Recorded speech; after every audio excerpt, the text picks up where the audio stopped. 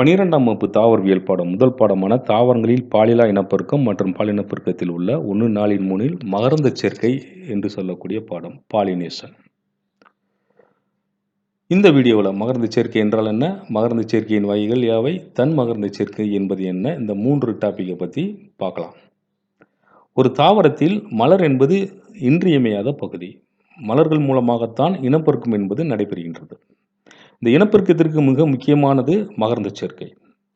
மகரந்தச் சேர்க்கை நடைபெறுவதற்காக தாவரங்களும் விலங்கினங்களுக்கும் இடையே ஒரு கூட்டு பரிமாண தொடர்பு நிகழ்வு அமைந்திருக்கின்றது. மகரந்தச் சேர்க்கையே நடக்கலைன்னு வச்சுக்கோங்க, கனிகளும் விதைகளும் உருவாகாது, தாவரத்தின் சந்ததிகள் உருவாகாது, விலங்கினங்களுக்கு தேவையான உணவுப் பொருட்களும் கிடைப்பதற்கு வாய்ப்பில்லாமல் அமைந்துவிடும். ஒரு மலர்ல இருக்கக்கூடிய அந்த மகரந்தத்தாள்களும் சூலகமும் உருவாக்கும் அந்த இனப்பெருக்க உறுப்புகள் இடத்தால் பிரித்து வைக்கப்படுகின்றது. இடத்தால் பிரித்து வைக்கப்பட்டால் தான் அதற்கு தகுந்தாற் போல மகரந்தச் சேர்க்கையானது எளிதாக நடைபெறும். மகரந்த பையிலிருந்து மகரந்த துகள்கள் சூலக முடியை சென்றடைதலே மகரந்தச் சேர்க்கை, பாலினேஷன். இது மூடு விதை மற்றும் திறந்த விதை தாவரங்களில் இருக்கக்கூடிய மிக முக்கியமான பண்பு. மூடு விதை தாவரம் என்பது ஆஞ்சியோஸ்பெர்ம் வகையான தாவரங்கள். நம்மை சுற்றி அமைந்திருக்கக்கூடிய ஏராளமான தாவரங்கள் ஆஞ்சியோஸ்பெர்ம் வகையான தாவரங்கள் தான். திறந்த விதை தாவரம் பைனஸ் போன்ற தாவரங்கள் திறந்த விதை தாவரங்கள், ஜிம்னோஸ்பெர்ம் வகையான தாவரங்கள். திறந்த விதை தாவரங்களான அந்த ஜிம்னோஸ்பெர்ம்களில் மகரந்தச் சேர்க்கை நேரடி முறையில் மகரந்த துகள்கள் திறந்த நிலையில் உள்ள சூழ்களை அடைதல், அதாவது நேரடியாக சென்றடைதல். ஆனால் ஆஞ்சியோஸ்பெர்மில் பார்த்தீங்கன்னா சூலக முடியில் மகரந்த துகள்கள் படும். இந்த மகரந்த துகள்கள் சூலக முடியில் சென்றடைதல் மறைமுக நிகழ்வு என அழைக்கப்படுகின்றது. ஆஞ்சியோஸ்பெர்ம் தாவரங்களில் திறந்த மலர் மகரந்தச் சேர்க்கை, மூடிய மலர் மகரந்தச் சேர்க்கை என 2 வகை, கேஸ்மோகேமி, கிளிஸ்டோகேமி. பெரும்பான்மையான மூடு விதை தாவரங்களில் மலர் மலர்ந்து அதன் முதிர்ந்த மகரந்த பைகளையும் சூலக முடியையும் மகரந்தச் சேர்க்கைக்காக வெளிக்காட்டுது. மலர் அப்படியே மலரணும். உதாரணமாக செம்பருத்தி போன்ற மலர்கள் எடுத்துட்டோம்னா அந்த இதழ்களால் மூடி மொட்டு போல இருக்கும். அந்த இதழ்கள் விரிந்து உள்ளே இருக்கக்கூடிய மகரந்தத்தாளையும் சூலகத்தையும் வெளிக்காட்டும்.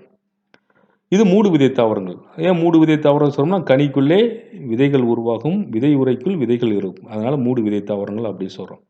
அப்போ இந்த திறந்த மலர் என்று சொல்லக்கூடிய மலர்ந்து மகரந்த சேர்க்கை நடக்கக்கூடிய அந்த மலர்கள் திறந்த மலர்கள், கேஸ்மோகேமஸ். அந்த திறந்த மலரில் நடைபெறக்கூடிய மகரந்த சேர்க்கை திறந்த மலர் மகரந்த சேர்க்கை. மூடிய மலர் மகரந்த சேர்க்கை கிளிஸ்டோகேமி.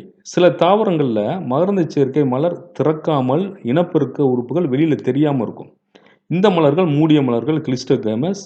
இது மூடிய மலர் மகரந்த சேர்க்கை என அழைக்கப்படுகின்றது. மகரந்த சேர்க்கையில் 2 வகை, தன் மகரந்த சேர்க்கை, அயல் மகரந்த சேர்க்கை, செல்ஃப் பாலினேஷன், கிராஸ் பாலினேஷன். தன் மகரந்த சேர்க்கை என்று சொல்லக்கூடிய செல்ஃப் பாலினேஷன் மற்றும் ஆட்டோகேமி அல்லது ஆட்டோகேமி. ஒரு மலரில் உள்ள மகரந்த துகள்கள் அதே மலரில் உள்ள சூலக முடியை சென்றடையக்கூடிய நிகழ்வு தன் மகரந்த சேர்க்கை அல்லது சுய கலப்பு என அழைக்கப்படுகின்றது. பெரும்பாலும் இந்த தன் மகரந்த சேர்க்கை என்பது இருபால் மலர்களை கொண்ட தாவரங்களில் தான் நடக்கும், மா போன்ற தாவரங்களில். ஒரு மலரில் இருக்கக்கூடிய மகரந்த துகளானது அதே மலரின் சூலக முடியை சென்றடைதல் தன் மகரந்த சேர்க்கை என நிறைய அறிஞர்கள் சொல்கிறாங்க.